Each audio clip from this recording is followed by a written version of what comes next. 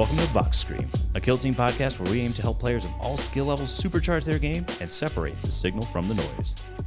I'm Mark Meyer, joined by Kill Team heavyweights George Pratt and Joe Gallo. We're coming to you from the Triangle region in North Carolina. Thanks for listening and enjoy the show.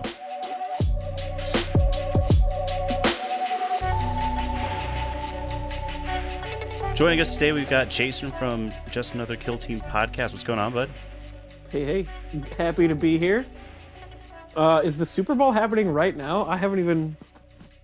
Dude, I don't even know. I don't even know when it started. Yes, it started at 6:30. It's happening right now, and the Eagles are currently, and I say currently because I don't know what's going to happen the next hour, destroying the Chiefs like everybody wanted.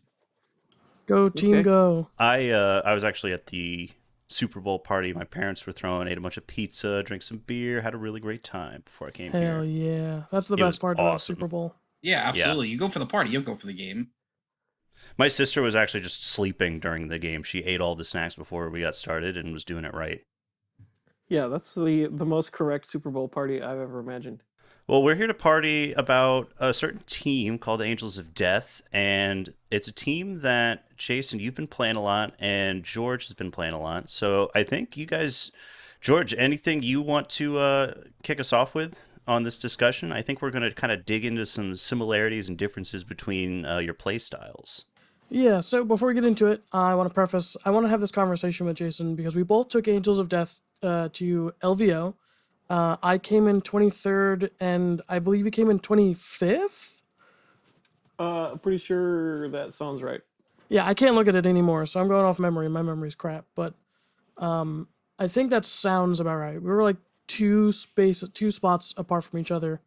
And I could not fathom playing Angels the way that you play Angels. They are so different than the way that I play Angels.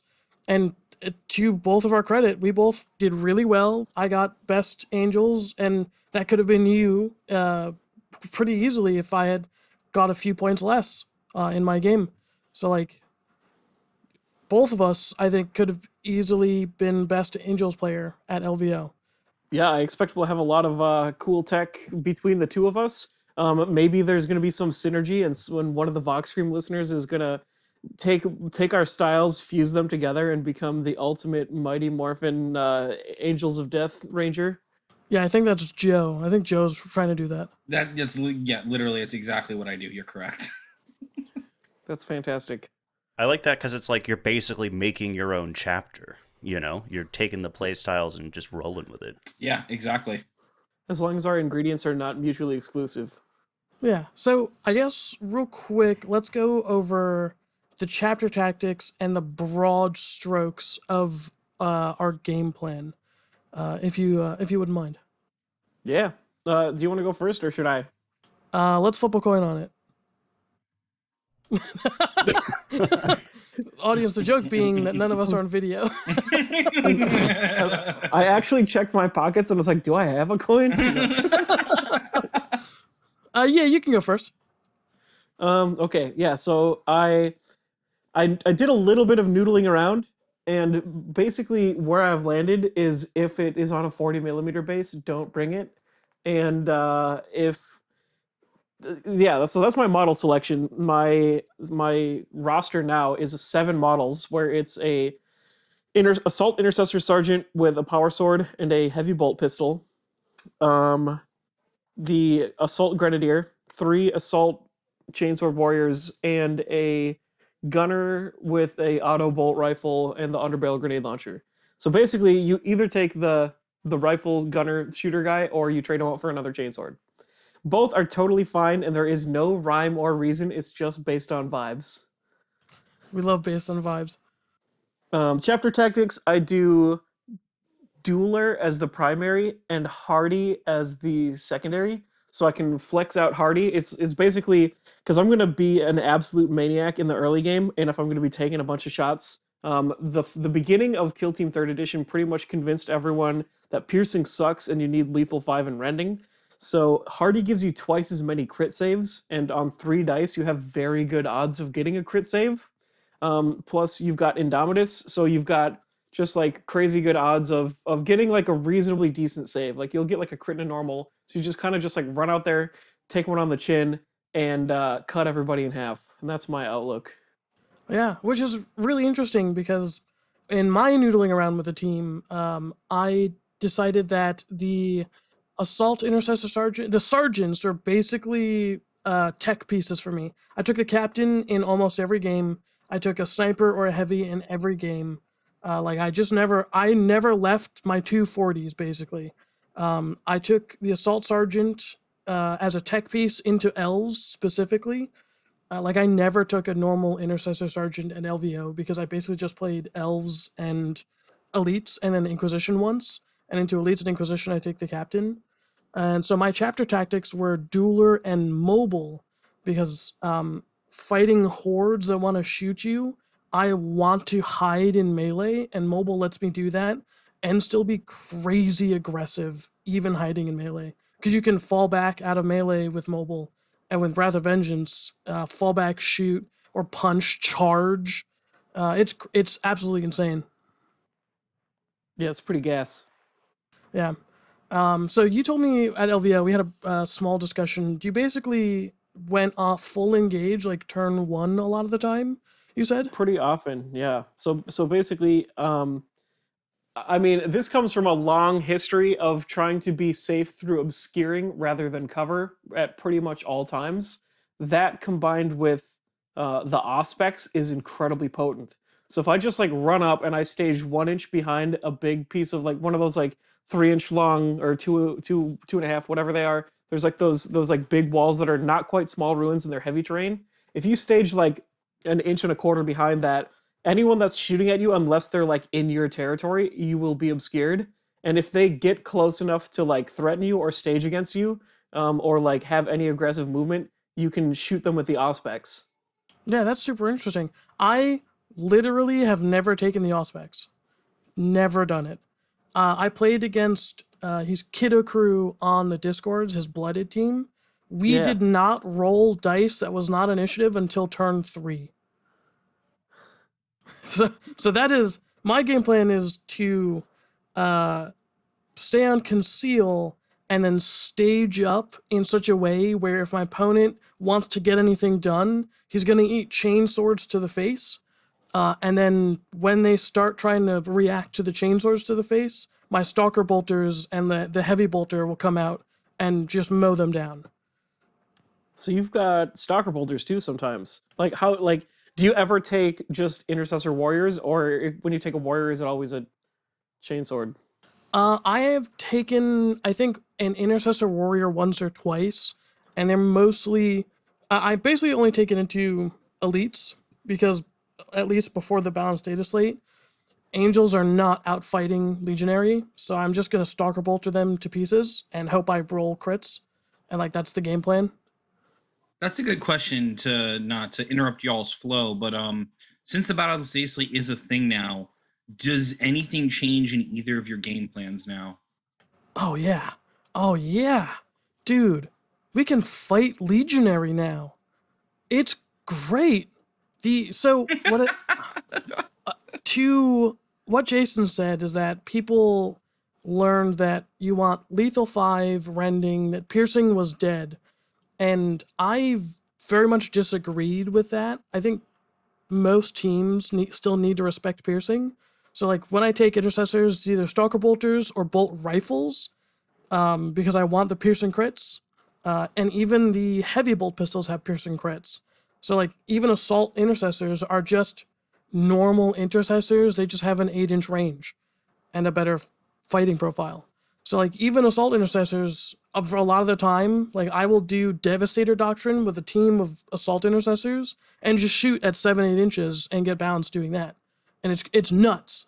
Yeah, I 100% do that too.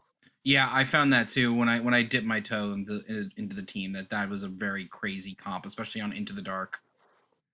Yeah, and so I feel really comfortable taking captain into legionary now because that plasma pistol still rocks their shit, and now that the champion just doesn't heal all the time, all of the damage, now they have to think about fighting the captain, and like the captain is probably gonna win that fight. Actually, it's really interesting, except against a Khorne. The Khorne chosen will still fuck his shit up. Corn Chosen's insane. Also, the Corn aspiring champion, I've just got to throw this out there, is pretty hot. I mean, like some of my post Angel stuff was noodling around with Legionary, and I've been doing all Corn, and you just run around with 5, 6 chainswords and do the same thing I'm doing. They're missing the Auspex, which is actually huge, but just the 5, 6 chainswords and you can swing on death is insanity. And Yeah, then the a team. aspiring champion can he's severe and rending, and if he kills someone, he gets an extra APL. So he's like a Rekka. It's just like uh, it's insanity. I mean, like against duelers, it's still an absolute nightmare. So if you are playing Angels of Death, watch out for the aspiring champion Corn Legionnaire. Yeah, if I mean, at that point, you're just 3 APL Rekkas all the time, just without the rockets. I will say it does sound pretty nice to turn a power sword into 5/7 lethal 5. Like, I know you were going chainsword for the rending, but like, man, 5/5/5/7 lethal 5 and severe actually is pretty great. So you have very high odds of getting 2 crits. Well, it's not very high, it's pretty high. You got pretty high odds of getting 2 crits with the power sword, but with the chainsword, it's like guaranteed that you're gonna get 2 crits. So anyone that has any shenanigans, you get around it. Like duelists, if like the Corn Legionary attacks a dueler Space Marine, you strike with the normal first, and now they can't parry your 2 normals away. And the crits, they can parry one of them, and then if they do, then they're like running out of gas quickly, and you're still gonna kill them. And if they don't, and they just like chop at you, you're gonna die. And it's kind of like yeah, it's a very good answer to Dueler Space Marines. Oh yeah, it's like a hard counter to the way that you play Angels. Like I'm not super worried about it because so we have a player in our local. He plays if he didn't take an acolyte, he'd play mono Corn legionary, but he likes the acolyte for the utility, so he plays all Corn and the 1 Zinch because the acolyte can't be Corn. And a lot of the time he's up in your face trying to stab you too. That's the reason that I landed on Stalker Bolters mostly into Legionary. It's simply because I have a lot of experience with Corn trying to run up into my face. And the answer is you just gotta let them do their thing. You gotta stage outside their ability to charge you. And you have to make sure that when they move somewhere, you can shoot them with a Stalker Bolter. Because if they touch you, you die. Yeah, I mean, I still think it's the answer now, right? Because, like, I mean, even while fighting them is not as bad, like, still 4/5 is not necessarily going to get the job done on a Legionnaire. So I still would think, like, shooting them with all those piercing, especially considering, like, especially with the Stalk Bolters, even if they go Nurgle, it's not really going to matter because you got Lethal 5 on the Stalker Bolt. So you're basically just overriding that ploy. I mean, maybe I'm wrong, but I mean, the only alternative would be not the champion, the captain. So But what I do think is that if the Legionary player goes hard Zinch shooting, then they outshoot Stalker Bolter Angels of Death. And so in that case, you'd want to take Jason's list of just a bunch of assault dudes and run at them screaming. well, then it becomes an interesting question, right? Of like, if you're the Legionnaire player going against the Angels player, is like, what is the safest comp to take if it's like rock paper scissors in that way? And surprisingly enough, I think that shooting Legionnaire might just be a little better. Just because I think that their shooting is a little bit more reliable now than their actual like fighting, because they don't get any access to ceaseless, I believe, in their fighting, but they do get access to in their shooting.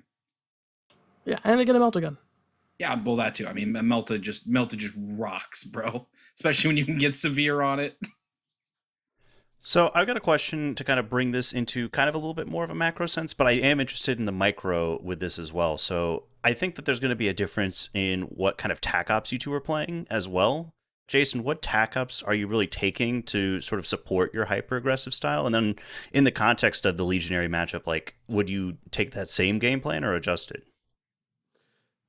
Yeah, I mean, Legionary was just a super duper crapshoot. It was pretty much just like, I mean, I think Stalker Bolt Rifles, I probably would have had better luck. But I I mean, didn't but even pack those guys. yeah, the game plan is still roll better than them and play better than them. And if either of those pillars failed, you lose, even with like everything working with you. It was just a Yeah. shitty matchup before the balance slate. Yeah, so I mean, basically, I think most of the games I did take ground, and then I did contain maybe a couple times if it was like the long board, because it's a little bit harder for people to clear all that distance. But if it's like a long board that had like a little like safe spot for people to hide, actually that's sometimes even more of a reason to take contain, because then you know people are gonna go like hide a model in that little pocket, and you just stage for like murdering people if they go there. Yeah, which is super interesting because I did take ground most games, and then I did contain when take ground wasn't viable. Yeah, I think take ground is the better Yeah, I option. mean, honestly, I just discovered the strength of take ground yesterday. We had a local tournament, and I played Play Greens, and I literally took take ground every single game. As I had two ITD boards and one of the good Volcus boards for take ground. When you can take it, it's so good. Yeah, because like what I really like about take ground is that it it is incredible for an aggressive play style. But even my more defensive play style, like I'm still playing defensively, but I'm still moving up the board. I'm still trying to take ground, pun intended. I'm trying to push my opponent's objective and make them very uncomfortable with where they are, so that they have to move and open themselves up to me. Like that is still my game plan, even though I'm playing very defensively. Do you feel the same way on Into the Dark? Mm, Into the Dark is a lot harder to do that. Mostly I just stage up behind doors, and then if they stage up real aggressive, it becomes who rolled better dice. And if they don't stage very aggressive, I'll just go and take two objectives and hold them and like not worry about the game too much. See, I was able to figure that problem out with Plague Marines by just taking blight grenades and just staging the grenadier on one door, and then another guy with that's like within 3 inches, so he can get ceaseless on the grenade. Worked quite well against extraction last year yesterday. Yeah, I took the Hand Flamer against Blades of Cain on Into the Dark at LVO. I picked up a double kill with it. Like, there's tech on Into the Dark, but basically it's just stage up aggressively on guard behind doors, and if your opponent does the same, start rolling dice. If your opponent gets like scared of you doing that, pick two objectives, control those two objectives, win the game on the crit up. Yep, that's I definitely agree with that. I mean, I'll like pop the doors and go into rooms and guard and just like try to push pretty aggressively. I mean, like into the dark, if I can chase you into a little box and double kill you, that's like my game plan. But if you like come out and meet me with violence, there's like if my angles and like being obscured is right, it's really tough. And either way, it's pretty favorable, unless Yeah, it's legionary. Eh, yeah, but that was also my game plan. Like I would pop open doors, go into rooms, and just go on guard and say, "Yeah, I know you can get into this room this turn. Go ahead, try it." Would you go probably more for contain in that style, or would you? I guess it's probably more map dependent, right? Like if you have a map where you can kind of pick two doors that are close to the objectives and hold those for take ground, or are you playing like seek and destroy on Into the Dark at all? I did not take any Seek and Destroy all LVO. I did mostly contain on Into the Dark, except any maps where take ground was easy in quotes, like doable. I didn't have to push past the center line. I have been doing more Seek and Destroy now that I've been playing Ravagers. I've found that Ravagers, and I played a game as Vespids. I've been taking Storm Objective a lot, and Vespids and Ravagers really like Storm Objective. But I don't think Angels do, even though they can do it. Yeah, but I say unless maybe you're taking a heavy melee comp. So like I mean, taking the chainsword blender comp into like hordes, I think you'd get a lot of success out of that. Yeah, and that even still feels kind of risky because, like, I don't know, a lot of the Volcus ones, like the if the objective you're trying to storm is in the enemy stronghold, you've got like a bunch of heavy terrain to get over and around, and then like get in there, and you're probably not in like charge range to get there. So if you go in there, you're probably like shooting, and it's rough. Yeah, because there's no cover down on the objective. And with Take Ground, you can stand on the like floor, the vantage of a stronghold, and that still counts as you being in the stronghold. And you get cover from the floor. So like it's just take ground is just better storm objective on Volcus. And on Into the Dark, storm objective can just fail if you if when it comes to everyone starts punching each other, and if you just whiff, you don't score anything. Yeah, that's fair. I mean, technically, that's kind of all seek and destroy tac ops, which is why I've complained on the podcast for multiple episodes now about Nemesis Claw, because they have one reroll built into their entire package that's not, oh, I hate the Imperium so much I'm gonna shit my britches, so I get real mad, so I get Cecil so relentless. Yeah, So but the kicker is 10 model teams have more built-in redundancy to try and get Storm, where 6 model teams don't. does I guess the answer would be yes, but does a frenzied goat score overrun if they're frenzied at the end? Yes. Yeah, Okay. because it only for control of markers does it count as 1 APL. Right. Okay. Otherwise, it still counts as 2 APL. Okay. Interesting. The thought just occurred to me, since I know both of you are on the Goat Boys now. Goats for life, brother. I had fun. I had fun playing them last edition. Like I said, I got very close to getting my golden ticket with them. I think we're all generally Chaos Boys here, right? I do love me some chaos. My big painting project has been my World Eater Legionary. I saw that. With exactly 8 models. Yep. The perfect number, 8. It has That's to really be. nice. Yeah, that's awesome. Like I said, I'm really excited to redo my Angels of Death with the new Emperor's Children when they come out. Perfect models for that. Just looking at them, it's awesome. So I'm excited for that too. On the point of Angels of Death, as where they kind of sit right now, though, I'm sure some of y'all saw people are starting to roll their tier lists out now, and I saw people are not as hot on Angels as I thought they would have been. I think some people are, some people aren't. And I don't know quite where I fall in that discussion, because I do think I'm old enough to remember when this team used to be called Intercession, and when the designers thought it was a good idea to give these guys 7-inch movement on 14 Moon Marines when that was a new thing. And they just don't have that anymore. I think they're significantly weaker than even I would say end of edition Intercessor was. I disagree entirely. I think Angels of Death is a much stronger team than Intercession and Justian. Combining them is made them stronger than the whole stronger than the parts.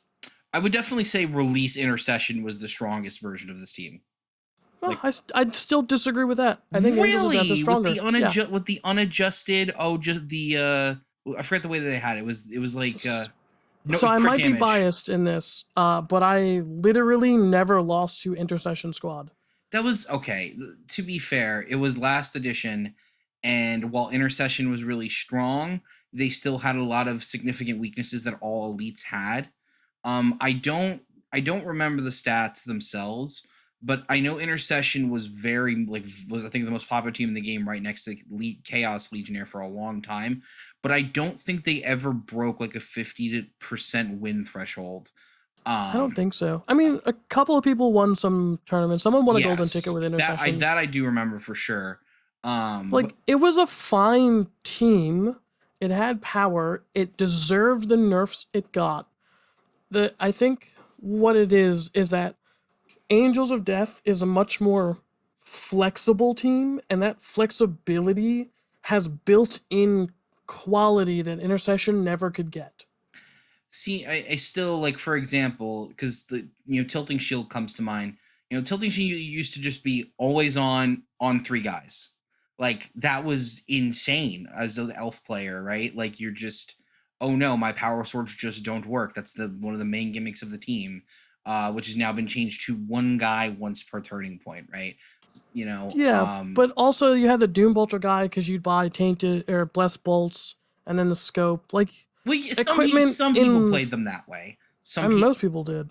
But so I think the real thing you're hitting on is equipment is weaker in this edition than it was in last edition. Oh, significantly so. And so it's kind of hard to compare them in that way.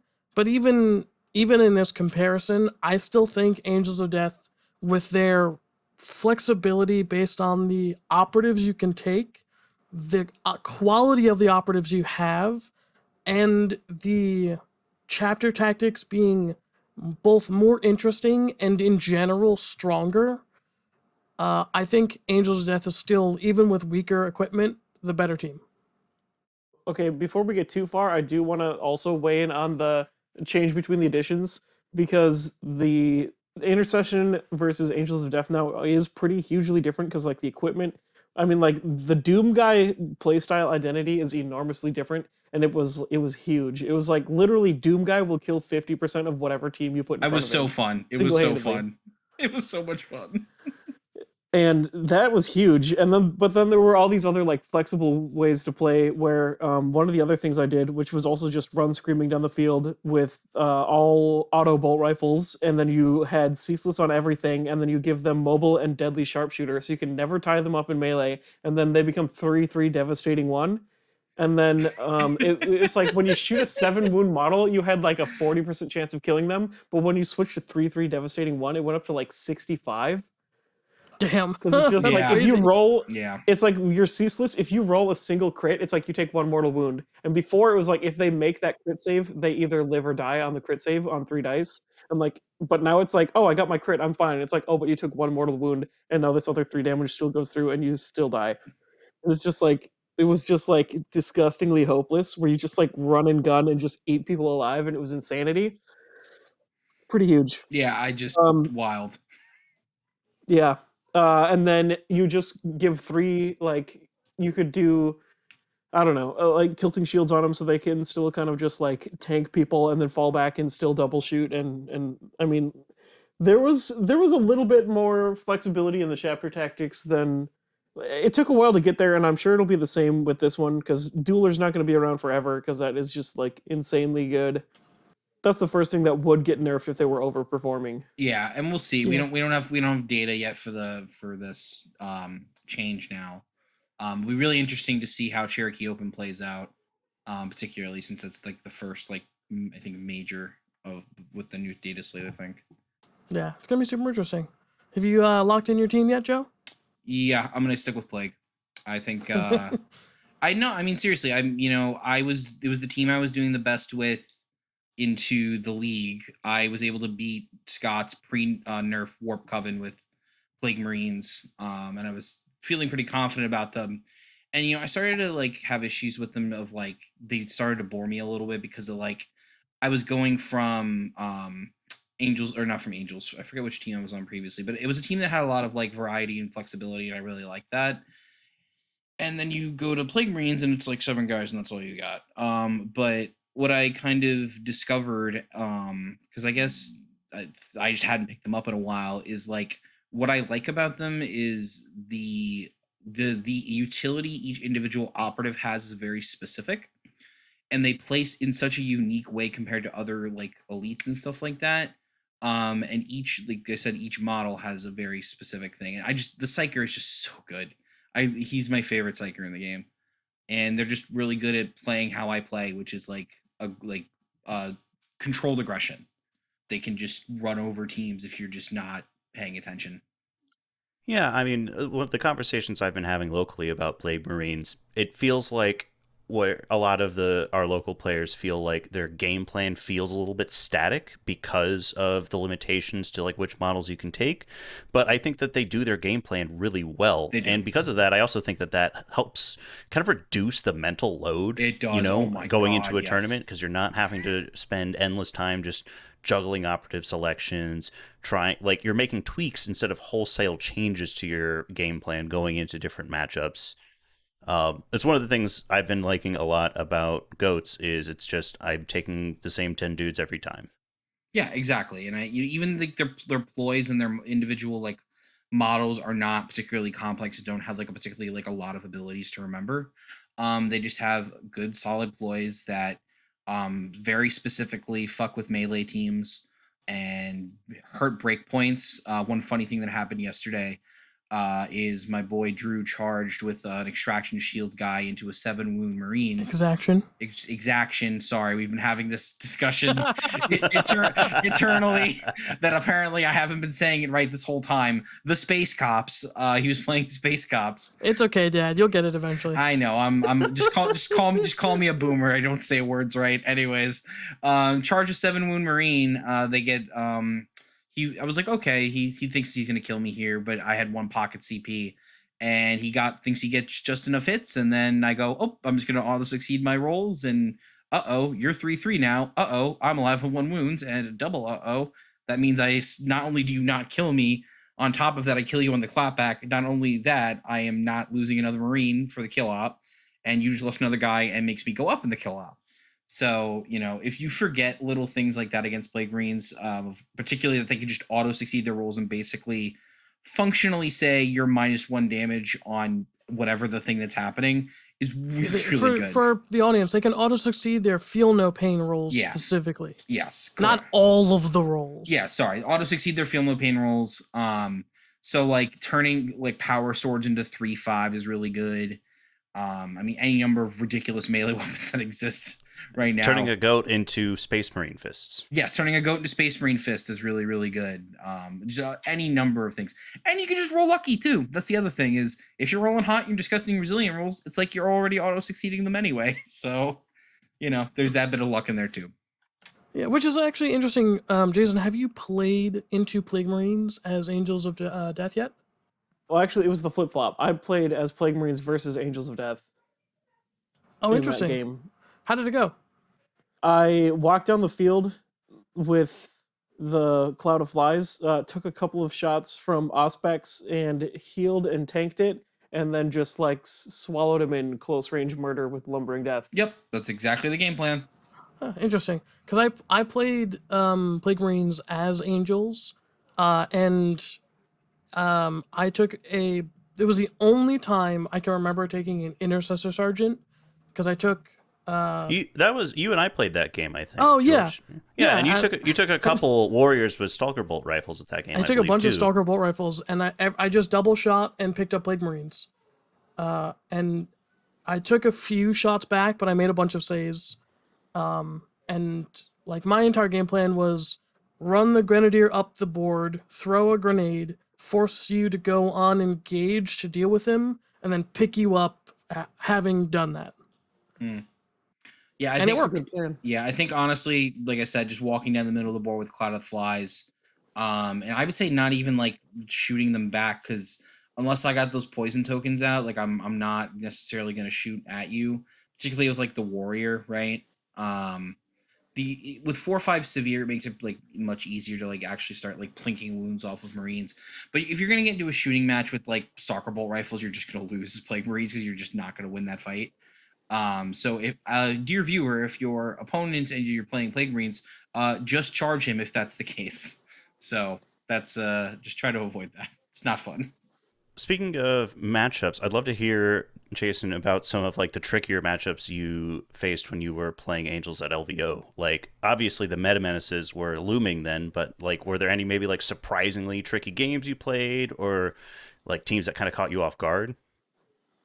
For me, it was kind of the opposite of what I was expecting. I was Legionary is just a dice game, and it was worse than that, because playing against really good Legionary players, it's a dice game where you also just lose because the player's really good. But yeah, I was expecting Void Dancer Troop to be a nightmare, and I played against Void Dancer Troop twice, and I just scared my opponents to run away with the all engage thing, which I was not expecting that to happen at all, because I was just I run out there with an engage order, and then you run up and shoot me with your fusion pistol, and then I kill your fusion pistol, and that's fine. But it was I ran out with all engaged, and then they're oh man, I want to avoid staging for giving you double kills. And I was that's decent, but do it while doing damage to me. But they all just ran away, and I just killed them. So I don't know if I'd be interested to see what would happen if a Void Dancer player matched my aggression. I think that would be a nightmare. Oh, 100% it would be. Yeah, Are you kidding? Yeah. I've played clowns a few times. I did the command point tournament on TTS as clowns. And so like I'm just thinking about what would a bunch of assault intercessors being on engage look like for me. And it's like, oh well, I guess I shoot them with Mirror of Minds, I shoot them with my Death Jester, and then I guess on turn 2, I hope I'm with it at more than an inch away from their charge range, and then I'll charge them and see what happens. Yeah, I mean, I'll be honest, like I'm a little terrified of that matchup as Plague Marines. Like obviously I'm prepping for Cherokee, and of the matchups I'm concerned about, like all of them have elves in the name. So yeah, I don't know what quite yet to do with that matchup other than like just stage like well enough to where I don't get immediately shanked with severe and then fusion pistoled, or if that is going to happen, and make sure it's the contagion or the icon bearer, so at least contagion will apply to both the fighting and the shooting, and then just kill the fusion guy on the rip and just hoping I survive. Yeah, I mean, I pretty much just like I'm like, okay, you've got a fusion pistol, that's gonna kill a guy, that's fine. And then if I have 5 other guys that get double kills, it's still fine. And that's kind of like I with my practice. I mean, I've like run practice games against myself. I'll just like be like, okay, what happens if I run my all engage intercessors down the board and then like the void dancers match it? And it was very dicey. But I was like, I think it's fine that if I am properly obscured on the way in and like the Death Jester doesn't have a shot, even though I'm all engaged, which is like a huge part of the thing. And like if they go for a shot anyways, now you're exposed. And then like a lot of people are like, oh, you only brought pistols, I can like safely shoot from the back line.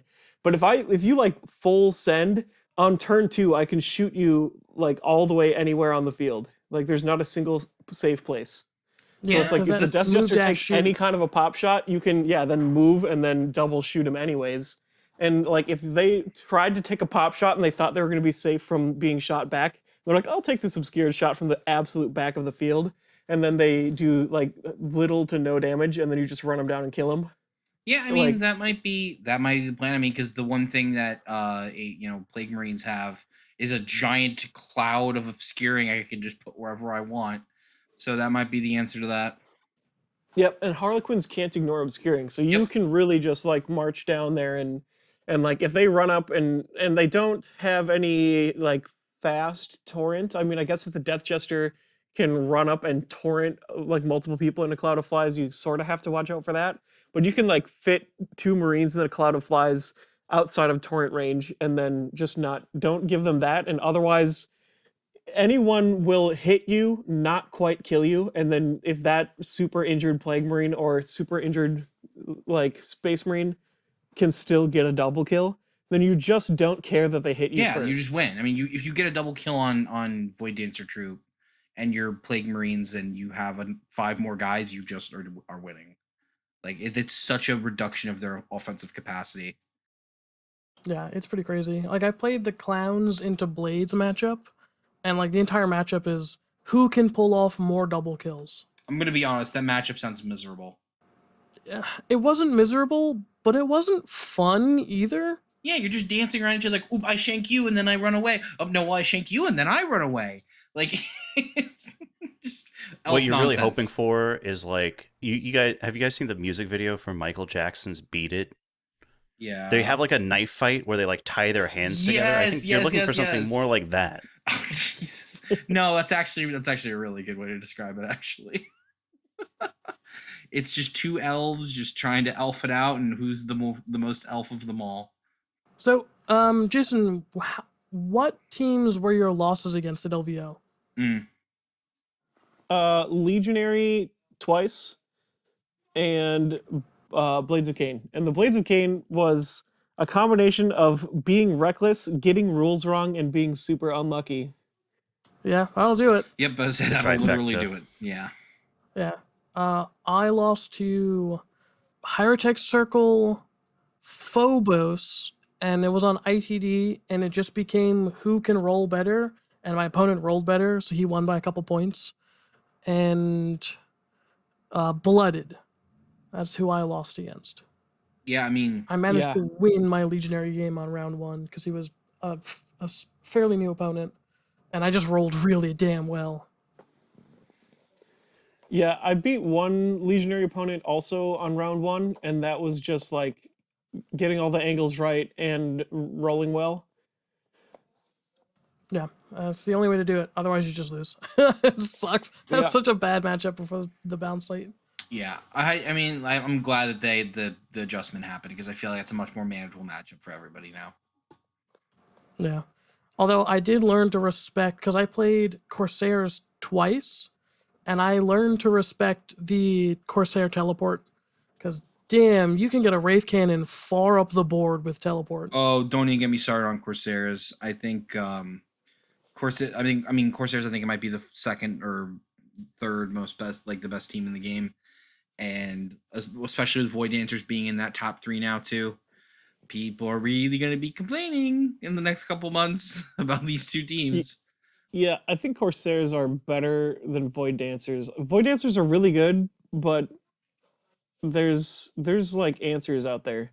Corsairs are just like even faster. They've got an Yes, extra model, and they are just they're too good. so They're too good. I think they're they need an. outrageous. I They're think they need. insanely I good. think they need an adjustment. I think the two things I would do to them right now, is particularly I would the one that gives them, ceaseless if they or no, which one is the one that gives them? They get balanced if you're on an objective or if you're Yes, shooting someone on an objective. that On a one's. marker, so confirm kill box Oh, balance a as well. marker. Yes, you're absolutely right. Yeah, that needs to be changed because they changed it for sisters from it not being that. They need to change it for Corsairs too. But it's one of them gives them ceaseless. I forget which one it is. They have a Firefly ploy that gives them relentless. That's it. But you have to use it before you roll the dice. So I'm still, okay with it. I'm sorry, a relentless fusion gun's insane. Like you're not going to convince me otherwise, and that should any team that is hitting on 3s that has 9 bodies should not have that level of reliability. And I'm also getting to a point where I think the free dash might be a little too much. The free dash is crazy. It's always been crazy. I think it could have gone. I think it could have gone away in the way that Hand of Archons did, because they got the extra inch. I know that was a huge part of Corsair's identity, but it not basically. It makes them Well, three like, APL what would you describe their identity as now if it's not the free dash? Like, they I don't- agree that I really like where they're at as a team. If you want to talk about nerfs, that's one thing. But like, what would you call their identity? Their identity right now is hyper aggression, and really, I mean, that's it. It's like you have to play hyper aggressive, and just push your opponent. Like for example, the way that was the other thing. The warding shield should not, because I think the warding shield is just anything, right? It's not Only just normals. Is it only normals? Okay. Yeah, it's just normals. I think it works for crits too. I Oh think no, it is just normals. Are you sure? I think it works for crits. Yeah, I think it does. pretty It should certain be it's just normal. It should just be normal because that's what I was gonna say. Because I'm almost 100% sure because it came up in my game yesterday, and I was like, "There's no way it's just normals." The first time an attack dice Yeah, inflicts no, damage. that 100% should be just normals. 100% should just be normals. It is the only team in the game that has a Justice Scratch that's not just normals, or not is at everything. Like that, I don't know how the hell that slipped through design. The My problem is scratch might work on crits too. my problem is the 15-inch charge that Corsairs can do. What? What? Do you guys are you know about saying that? the charging out of teleport isn't insane? Oh well, that yes, okay, yeah. That's pretty strong, but just like going from point A to point B and doing 15 inches of charge is not So, fun. do you mean move dash and then you're talking about like counteract or? No, this is just straight up. The bird guy marks a target, and then his target moves, and then you immediately move 7 You're right. inches. That is. And No, then you're right. you activate him again, and he charges again.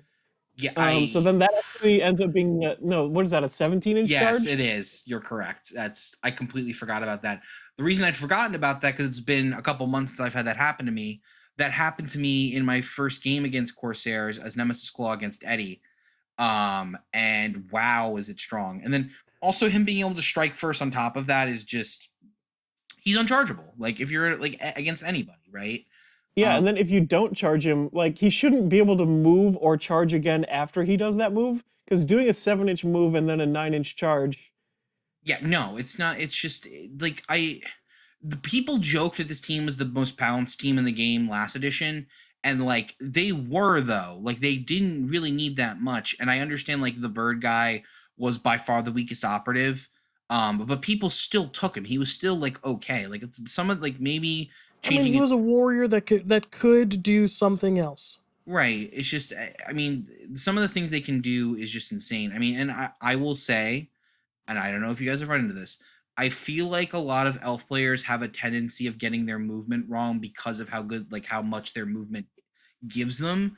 That a lot of them like overestimate. And I've had to, in many of my like elf matchups, I've had to be like, all right, let's slow down, let's see, like let's measure this out. That's why, like, particularly, I like having my league games at Atomic so that if anyone's like around, I can just be like, hey, let's talk about this real quick because like when you're by yourself, like in a league game where it's competitive and it's just like two people arguing, it's like, well, you're both gonna argue your point, right? Like no one's gonna like give ground to each other in a competitive game. Having like that Yeah, it's neutral always nice third to get party, a neutral third party. yeah, Yeah, you just need a neutral absolutely. third party in those situations because it's like, you know, I don't think all elf players do this, but I think that it's just because like the movement is so good and you are able to get so many crazy moves off that it like changes something in the brain tactics wise that you kind of make the assumption that you can just basically do whatever you want, which functionally most of the time they pretty much can. Um, but They really can. That's the thing is like even without like crazy shenanigans like that, even on like the long boards on Volcus, like a very minimal move forward by an elf on turn one can still put like, you know, the duelist shooting twice at models that are very close to your own deployment zone, or if not just like fully like just not you just I was playing against Corsairs the other day and I felt extremely safe at where I moved at the end of turn one, and it turns out that 10 inches of movement and then 2 inches to peel me out of cover is a lot. yeah, and that's the thing is like even against good players, it's like you have to like when you function and look at the size of the board and how much they can move. There are very few places that you're safe if they've staged like for example, if an elf player stages, let's say 3 inches away from the center line or 3 to 4 inches. That's the entirety of the rest of the board, right? That they can just do whatever. So like in your example, Mark, putting the pistolier like close enough to the center line, like they can just go basically into your drop and be within two and just like kill a marine consistently. And it's non-reciprocal. Yeah. Yes. This is basically like the origin story of why I started the all engage strategy, which was actually when Vetguard did like the same thing.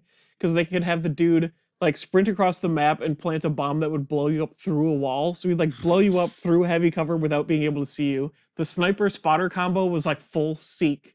And then they Mhm. had two grenades. So between all of that, they could catch like five Marines that were in conceal orders, like behind the walls, like doing whatever. And then I was like, okay, if you're gonna hit me first, regardless of whether I have an engage or a conceal order, I'm gonna start staging with engage orders aggressively, and then like anyone that survives is gonna kill you on Overwatch. Yeah, no, I remember. Because I think you are the originator of like of that playstyle from my memory. Because it was so bad for elite players because I was a legionnaire player and I remember that because Mark Meyer here was a vet guard player and it was a matchup I racked my brain over so many times because it was just so hard to do anything against pre-nerf vet guard. Even end of edition vet guard was just super hard to play against. Um, and now that we have that on elf bodies because they just have 7 inch movement, just as a baseline is just that's what I was trying to say earlier is that they say they're pseudo APL3. They're just APL3. I mean, literally, the leader just is. The leader just is APL3 because he can do a free thing regardless of whether it's dash or not. Yeah, yeah. Corsairs are the only elves to get free dashes, Which is just weird. unequivocally. Mandrakes still got their free dash ploy, but you know, it's a ploy. Need to be in shadow. Um, The sun and has to then of be course, rising at a certain time. yeah, clowns and blades are actually 3 APL, Yes. but like they have to spend the APL to get the dash, and you can do other stuff with it. And then Handy Archon just don't have free dashes at all. I mean, I think the other thing too is it's just you can APL buff an elf and effectively Yes. make it a 4 APL model Yes. Thank you, because it's Mark. I'm still a so free glad you dash. said that. It's Oh you're yeah, I forgot about that. dude. Oh yeah, putting the APL buff on the leader is crazy. It makes me wonder how I won against the two Corsairs player at LVO. And then I remember it's because, like you said, they have to play very aggressively or they're not doing anything. And the way that I stage is I'll stage just outside of their range. And then, but still within like my own range. And it's really hard to do with Corsairs. But it's possible if you set up for double kill threats and more than one. And so that's sort of what I did is I staged aggressively on some parts of the board where they were weak, and then I staged defensively on the parts of the board where they were strong. And so if they dove me where they were strong, I was able to counteract them and push them back. And if they didn't deal with me where they were weak, I got double kills and I rolled up that flank. Yeah, exactly. And I think a smart Corsairs player, as good as Kill Confirm is, like against elites, I think if you're like, you know for a fact you're going to run into like really high skill elite players, especially now. I think the smart Corsairs player would actually take plant beacons because if you know that most elite players are going to have to play cautiously against you, right? You just take plant beacons and you just like stage just enough up to where you can like put the beacon in and then just run away and score on primary, or sorry, on crit op, and then you're hoping to God that your elite player doesn't, they likely took contain because or well, I guess it would depend on the map. Take ground, contain. It would depend. I don't know. Would any of you guys take any of the seek to destroy ones into elves? I don't really think I would. Yeah, no, I would No. never. The only one I would vaguely think of is like overrun, but like even then, it's like, oh no, I'm in their territory. Yeah, and elves are so killy. Yeah, exactly. So it's like you have to take the defensive ones, and contain is like, okay, because oh no, now they're just in my zone. Which you go, Nah, well, take ground is great. I'm saying contain Yeah. specifically. Nah, Take I never take contain against elves. They're too fast. There's too yeah. many of them. You take ground, you bully them off a flank, and then you just score points from take ground. So And what do you that's take? But what do you take Agree. if like it's a bad map for take ground? there is no bad map for take ground, except on Into the Dark and on Into the Dark. Let's see. I played against Blades of Cain on Into the Dark, and they were using all of the asymmetric Into the Dark boards that Dakota comes up with. And those were actually good for contain against elves, because once you flip contain on turn 2, they're like, okay, I have to push up, and he's just not opened doors. He has not allowed me ingress into his territory, so I have to open doors, waste APL, go on the offensive, and he's just got a bunch of Space Marines ready to pick me off if I do that. Well, I'm just thinking about like the Volcus maps where there's like they're not on the center line and they're in the Nah, take opponent's ground. territory. So Because you on Volcus, you can still score 2 points as long as you control any heavy terrain that's within your opponent's territory. So you score 1 point for any heavy terrain and 1 point for another piece of heavy terrain. You don't need to score it in a stronghold. right. So the non-tiny bits. Yeah, so you just roll up a flank, you control a ruin, you control one of the heavy things that are smaller, and just score 2 points doing that. I'll have to try that.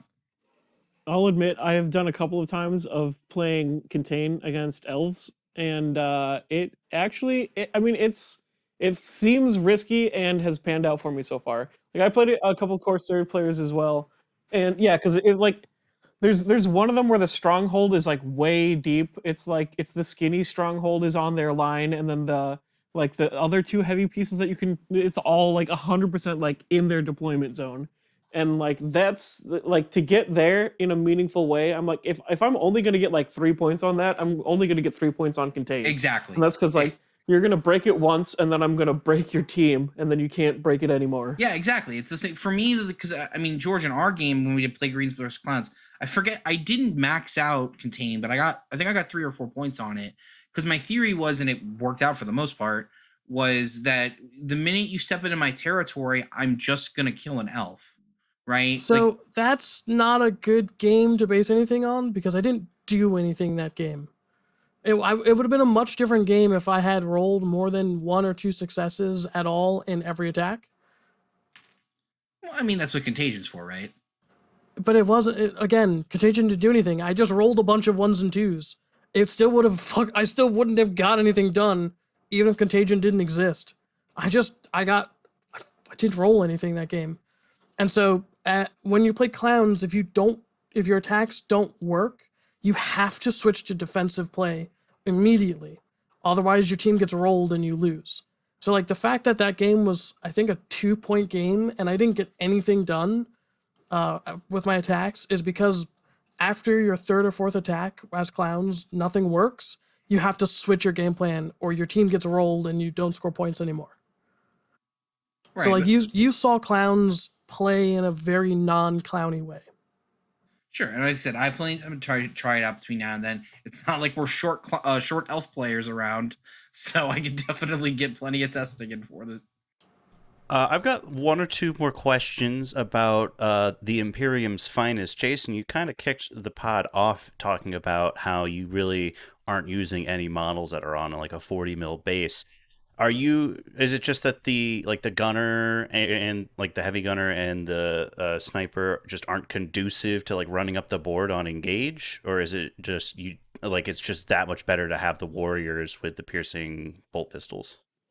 Yeah, I mean, a double shooting, like crit piercing bolt pistol is pretty wild. Like, the amount of shots. So like a 1-to-1 like situation. If I've never taken the heavy gunner because he's just too slow, and then like if he does ever line anything up, it costs 3 APL to shoot twice, Yeah. and the amount of times per game he's going to shoot versus the number of times per game that a intercessor like chainsword warrior is going to shoot. Like the chainsword warrior is probably going to shoot like four or five times, and the heavy bolter is probably going to shoot once, maybe twice.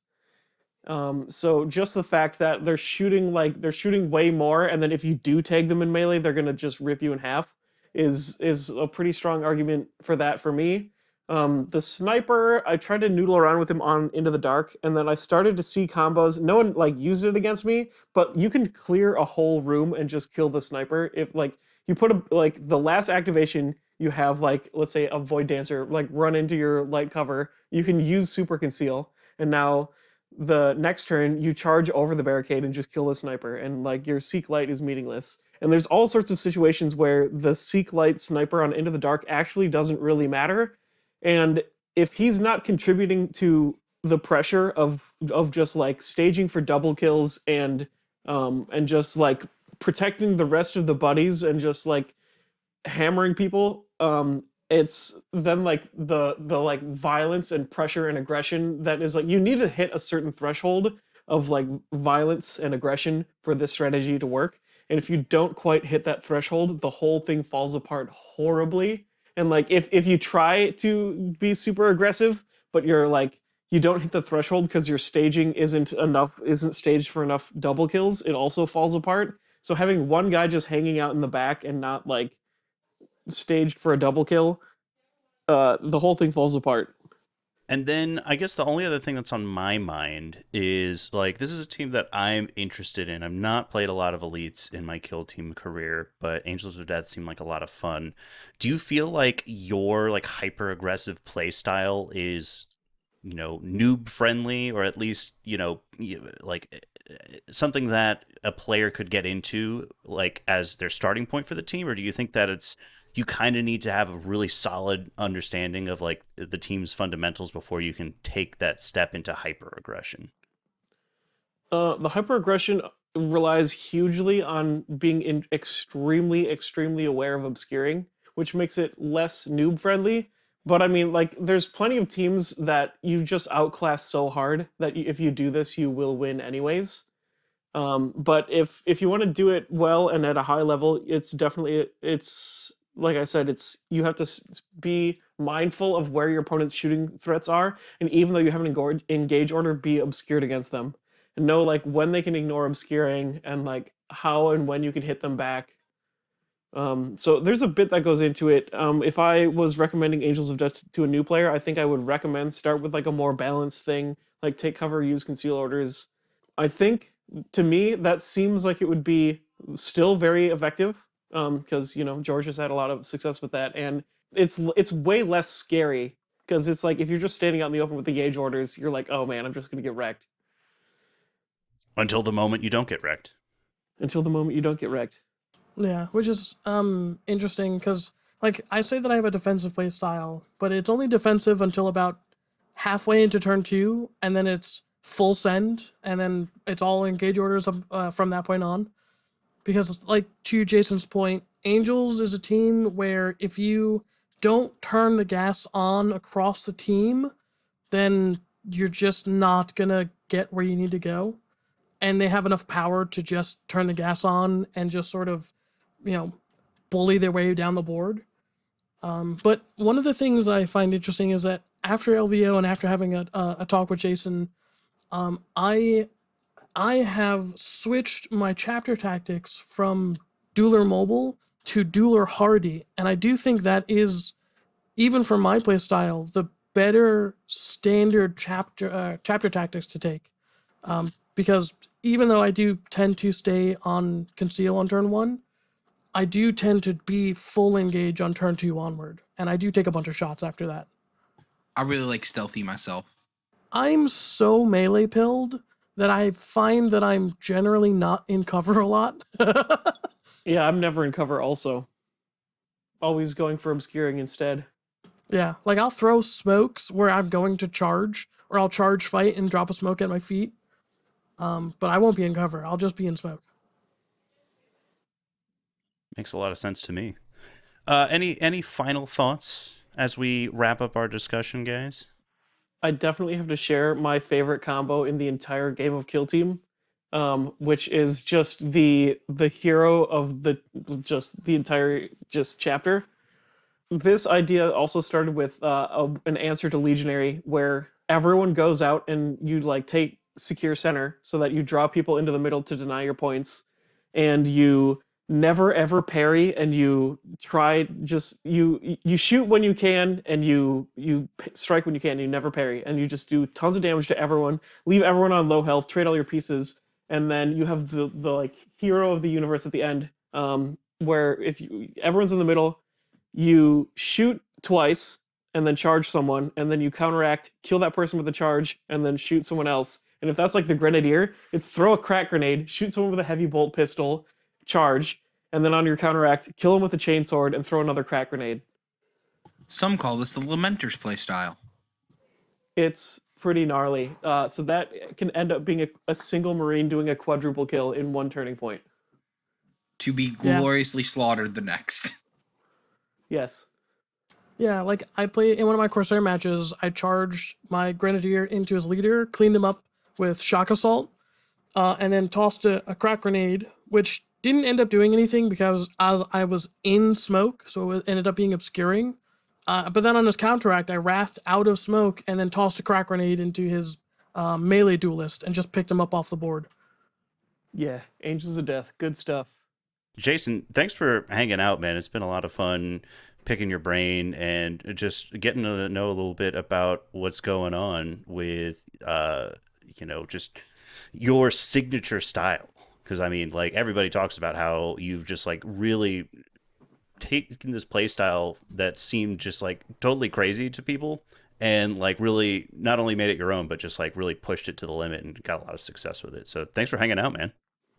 Yeah, thanks for having me. This was super fun. Do you have anything you want to plug? Well, if you want to hear more about the crazy stuff that I rant about sometimes, you can find me and Travis and whoever we're interviewing for the week on Just Another Kill Team podcast.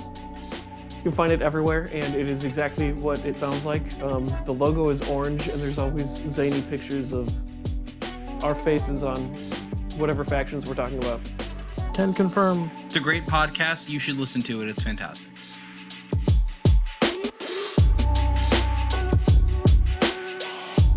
We hope you enjoyed this episode of Vox Scream. You can find us on Apple Podcasts, Spotify, Amazon, YouTube, or anywhere else you get your podcasts. please follow, subscribe, and leave us a review. Any of those things are going to help us grow. Thanks for listening, and we'll be back soon with another episode.